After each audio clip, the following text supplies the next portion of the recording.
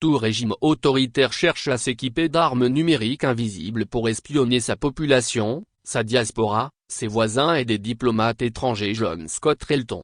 Le Togo d'Eknassambé et la Corée du Nord de la dynastie Kim se ressemblent comme deux gouttes d'eau. Les deux pays sont les plus vieilles dictatures au monde. Togo, petit pays de l'Afrique de l'Ouest, est dirigé depuis 1967 par la même famille et détient ainsi le record du plus long règne du même clan familial au pouvoir en Afrique. Il se hisse également au deuxième rang mondial après celui de la Corée du Nord, relevait le mouvement Tournons la page, TPEL, dans un rapport publié en novembre 2022. Cela n'étonne guère que les deux frères siamois soient portés sur des pratiques hideuses décriées. Notre pays est de nouveau au cœur d'un nouveau scandale pour avoir ciblé deux confrères, Loïc Lawson et Anani Sossou, à travers le logiciel espion Pegasus, le mouchard de la société israélienne Zo qui est censé être destiné à la lutte contre le terrorisme et la grande criminalité.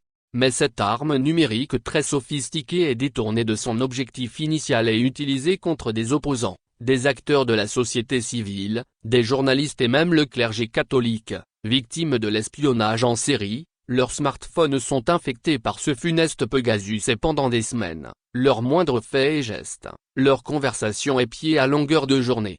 Le scandale lié à Pegasus avait éclaté en 2021 et provoqué l'indignation et la consternation de l'opinion. Selon Reporters sans frontières, RSF, une liste de 50 000 numéros de téléphone avait été potentiellement ciblée. On pensait que le régime avait mis fin à ses méthodes staliniennes désuètes. Que nenni. Notre pays fait parler de lui à nouveau et de très mauvaise manière. Le logiciel Pegasus est acquis à prix d'or, des dizaines de milliards de FUCFA, pendant que les populations meurent de faim, n'ont pas accès à l'eau potable, à l'électricité, aux soins de santé, bref aux besoins élémentaires indispensables à leur survie. Plus curieux encore, pendant que le régime a dépensé des sommes folles pour sa lubie, pour le voyeurisme, il manquerait cruellement des moyens pour organiser des élections législatives au point que les députés dont le mandat est arrivé à terme le 31 décembre dernier, légifèrent en toute illégitimité.